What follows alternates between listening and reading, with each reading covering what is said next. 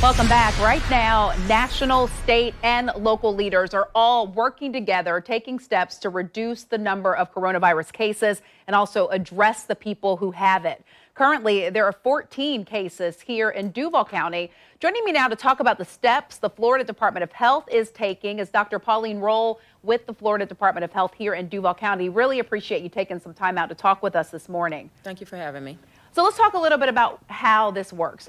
What has the Florida Department of Health already done here in Duval County to respond to COVID-19? So the Florida Department of Health is working as an integrated health department with our state officers, including Dr. Rifkes, as well as the governor. And locally, we have set up call centers to be able to answer the many calls that are coming in from the public. In addition, we have a team of folks who are going out and doing our contact investigations as we discover positives in the community. We're constantly in contact with our local leadership as well as the hospitals, the homeless shelters, and the assisted living facilities to develop a local strategy to ensure the safety of the community. And let's talk about that. What happens if someone tests positive? What does that investigation look like? So if someone tests positive, we interview them and discover who their contacts were. And once they've given us a list of contacts, we also talk to those folks to interview them. We're always trying to understand how the person acquired the disease and whether they have infected any others. And so it is an in-depth discussion and investigation. And please let me assure you, we maintain the integrity of the investigation by keeping confidential the information that we discover, including the folks that are involved, making sure their information is confidential. You know, that is one thing that when we kind of talked before this interview, you wanted to make clear is that that is very private. People should not be scared to get tested thinking their information will leak because you keep that in a secure place even when you're doing the investigation. So, you know, this is evolving every day. So what is the long-term strategy? As, you know, we heard the president say this could be out there for August and now maybe even 18 months. Yes, and so we do expect to be in this for the long haul. We are steadily gathering our resources. We have folks in the background ready to jump into action.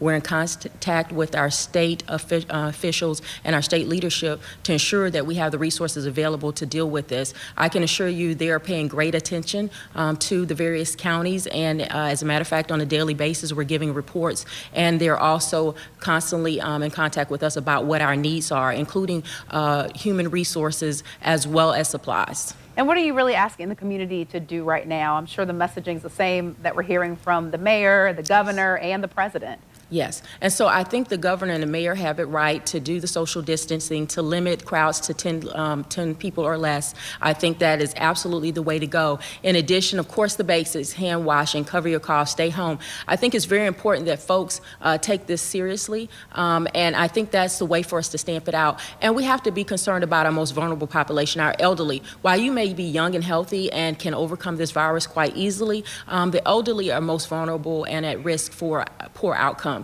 And so we certainly have to be careful and be mindful that folks are isolated at this time. So reaching out to others that may not have someone to come by and visit them, or they may be in self-isolation and can't have visitors. Yeah, you know, let me ask you this. This didn't happen in Florida, but there was one case where a man tested positive. He was in his 50s and he left the hospital, went home. The police surrounded his home and basically said, we need you to stay here. And he agreed. But what can you tell us about how positive cases are monitored here locally?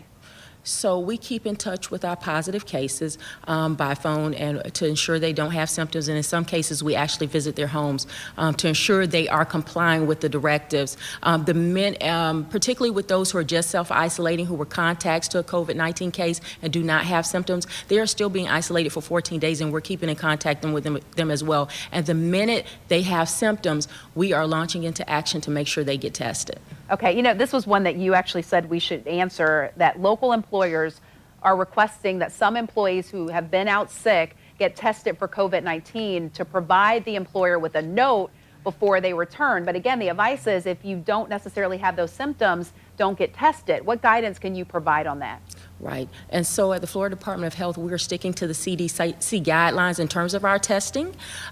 There are pop-up shops that are coming up around the city, including St. Vincent's and the city. I think we'll be talking about theirs later today, where folks can get it tested. But again, there are criteria associated with that.